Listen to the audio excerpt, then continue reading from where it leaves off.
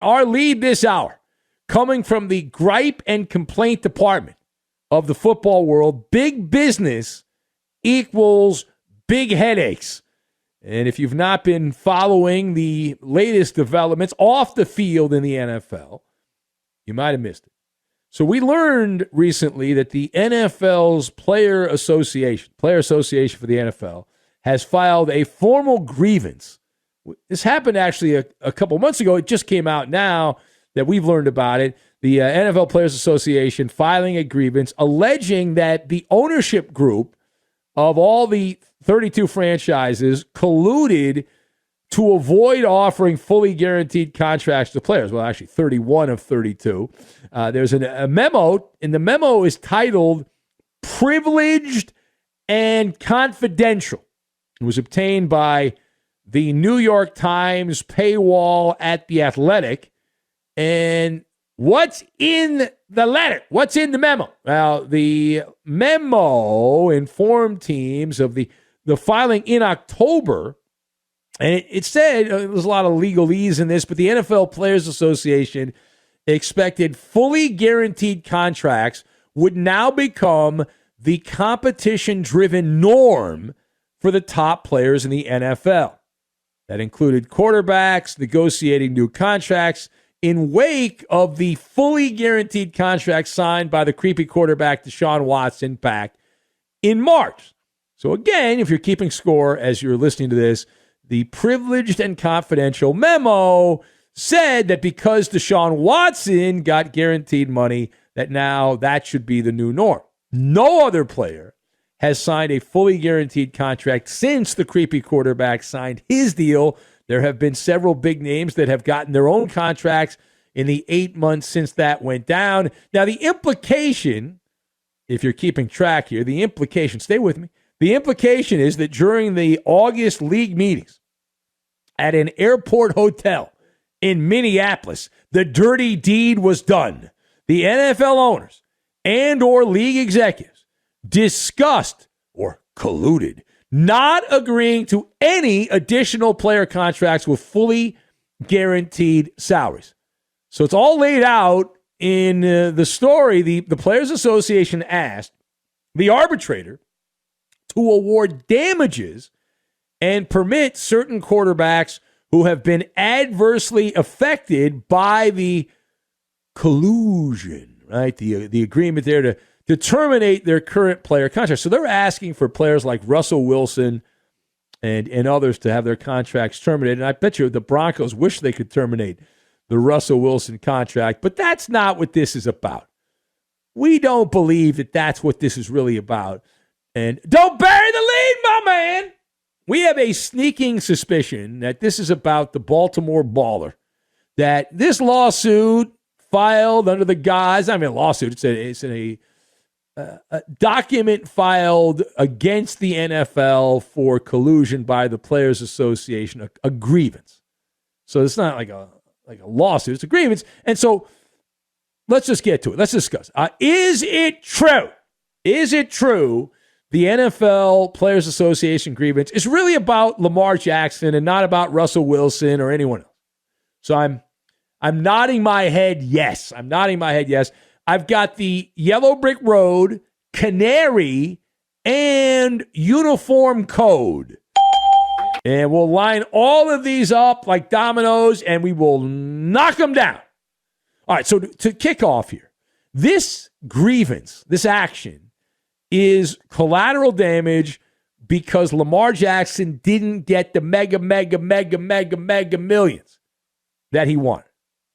No ifs, ands, or buts about it. I have no doubt, none. All right, draw a line in the sand. Now, you can come up with your own conclusion based on the facts, but you'll go to the same place I am. Lamar Jackson was stonewalled, like a playoff game. He was stonewalled by the Raven front office in his efforts to get that fully guaranteed deal. He wanted the Watson. He didn't want to be the creepy quarterback with all the baggage, but he wanted the Watson. He wanted the Deshaun Watson Browns contract. The Ravens essentially said, talk to the hand. You see the hand? Talk to the hand. And they wanted nothing to do with it. And solid job by them. If you are the Ravens, you wouldn't do that either. if you were in that position. So here's the deal. We said, come to your own conclusion. Follow the cookie crumbs. Follow the cookie crumbs down the yellow brick road. Down the yellow brick road. Lamar hasn't been employing a traditional agent. Instead, he's using the matriarch of the Jackson family, his mamu, to handle the negotiations. Now, Mama Jackson, according to sources in Baltimore, telling me that while Deshaun Jackson's mom, Deshaun Jackson, there we go, I'll get it right. Eventually I'll get it right. Who? Lamar Jackson. Eventually I'll get it. Lamar Jackson. Since his mom, there'll be a test on this later. So Lamar Jackson, his mom is not going completely blind. All right, not going completely blind here. She's getting counsel from the NFL Players Association. So that's what that is. All right, very confusing. And they are the ones who are pursuing this action against the NFL. Right? So Lamar Jackson, he's a former MVP who hasn't had his reputation sullied by the rub and tug massages gone bad, right? There's no baby yoga poses for Action Jackson. Lamar Jackson's been fine. And he's been hanging out, doing his thing in Baltimore, model citizen compared to the Browns quarterback. But Lamar, he wants his treasure chest, and he's pissed off that the Ravens are not genuflecting and giving him what he wants, and his mom's not happy, obviously. But remember, the union, they're the ones that are advising all of this, and so they also have skin in the game. They'd have skin in the game anyway with a player of the value of Lamar Jackson, but they really have it in deep. Now, furthermore, so what are the odds that the union, the Players Association, wins their grievance over the guaranteed contracts and players get out of their contract and Lamar Jackson gets what he wants? So I'm going to set the odds on this at plus 8,000, which implies a less than 2% chance that this ends up going in favor of Lamar and the union. And suspecting collusion is one thing.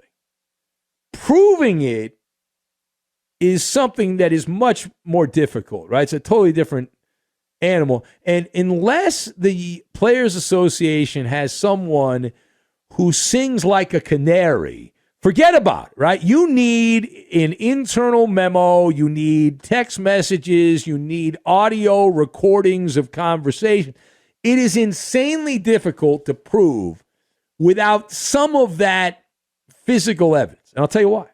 Because if you go to court, the NFL is going to argue with their lawyers that all members of ownership, not including the Browns, because they actually gave the guaranteed contract, but the 31 other members of the cartel of football, they all decided not to give guaranteed contracts, but they did it independently. There was no meeting. Nobody had to get together. There was no powwow. They are acting in their best interest. And that's just the way it was. And how do you prove they're not? Right? How do you prove they're not? And you have to prove beyond a shadow of a doubt that this was not agreed upon. Or in the case of the union, you have to agree it was something that everyone was in cahoots on. And the NFL will say, well, it's simply bad business. The Browns are dum-dums, right? They're Mama Lukes. That's why they never win. Deshaun Watson's deal is akin to skid marks in your tighty-whities. That's what the Browns did. It's an eyesore. Watson is the bane of the NFL's existence.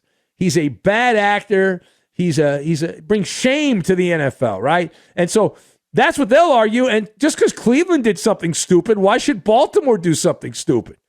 If you've got 5 people lined up, one of them jumps off the bridge and kills himself, should the other 4 people also do it, or are they colluding to not do it? Or did they just watch the person who attempted to jump, injure themselves, or kill themselves? It's like, well, that's probably not a good idea. I'll get hurt. Probably not a good idea to do that.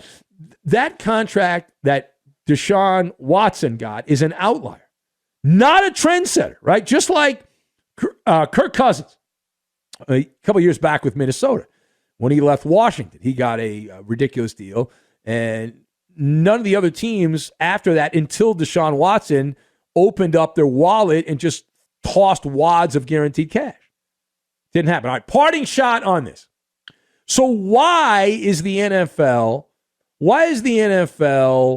in this situation with contracts? Why are they worried about these guaranteed contracts?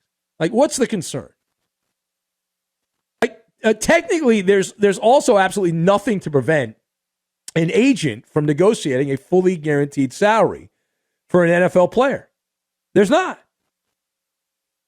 I mean, you can look it up. It just never happens. So this is just the way things have always been done. The NFL players, we get it. They get injured a lot. They're crash test dummies. Everyone understands it. An NFL player, according to a study done by the NFL and the union, a player is only 4.9. I thought it was higher than this, but it's 4.9 times more likely an NFL player to sustain an injury per game. Shouldn't it be more than that? That's compared to the sum of the averages in the other major sports in the industrial complex of North American sport: basketball, hockey, and baseball. So a football player is 4.9 times more likely to get an injury. Thus, the owners are not willing to pay out the big money guaranteed. They'll pay out the big money, but they don't want it all guaranteed. And then slowly they're moving more and more towards the guaranteed model, but there's such big risk that their argument on their side is, well, yeah, the players, they're the ones taking the risk, but we're the ones paying the money. And it's actually more nefarious than that, though. Now, years ago, back before all this social media stuff, I had someone who works in the NFL and someone who was someone I knew casually, who explained to me that there were two reasons. There were two reasons that the NFL did not believe as a business, did not believe in handing out fully guaranteed contracts. And at that time, this is a long time ago, but they said they never thought it would get to that point. Now, the first one's rather obvious. It's cheapness. Rich people, just like poor people, don't like to spend money, even if they have it. And so the owners want to keep labor costs down. Anyone that's involved in business knows that management's job is to keep the salaries down. The employee wants to get as much as they can get. And so you try to meet in the middle. But that's one issue. The other, I guess the way I would describe it is the United States Military Uniform Code of Military Justice. The term is malingering. Malingering, and it is a court-martial offense. The NFL is not the military. We know that. When the NFL started, a lot of their tactics were based on military, right? What the United States military did. They took a lot of those things with the training camp, like boot camp and those kind of things. But things have evolved over the years. Now they barely practice at all because the players don't want to practice, and they've agreed to that. But the NFL, even though they're not the military, the NFL is a business years ago, and I'm sure it's still the case. They're worried about giving out guaranteed money across the entire roster and then having half your roster pretend to be hurt, just getting paid, embellishing injuries, missing games they could play in because they'll get the money anyway. And so that being said, it's not a Greek tragedy. And we've seen in the NBA where they have guaranteed contracts, that started to happen. There's a lot of malingering in pro bouncy ball. Right? And you can say that's good. They're worried about the players. But if the players had to play in every game, if Steph Curry had to play to make his money, or Kawhi Leonard or Anthony Davis, I'm pretty confident they wouldn't miss as many games. Maybe I'm wrong on that, and I just do an overnight show. But I'm pretty sure in my head that if the money wasn't fully guaranteed and you got paid a certain percentage based on how many games you played, and then you did the math in your head, you crunched the numbers on like how many cars you have and how many people you have underneath you're paying on your payroll and all that stuff, you would then show up in more games. And so that's the concern. They're concerned about malingering, but the minimum contract in the NFL is over $700,000. That's the minimum. You're not poor if you're making $700,000 a year. You're pretty wealthy where I come from. And that's 10, I think it's like 10, something like 10 times the average income in the United States. So it's not like Nike sweatshops abusing child labor or dirt poor peasants working to make basketball shoes. That's not it. That's not the ticket. It's just not.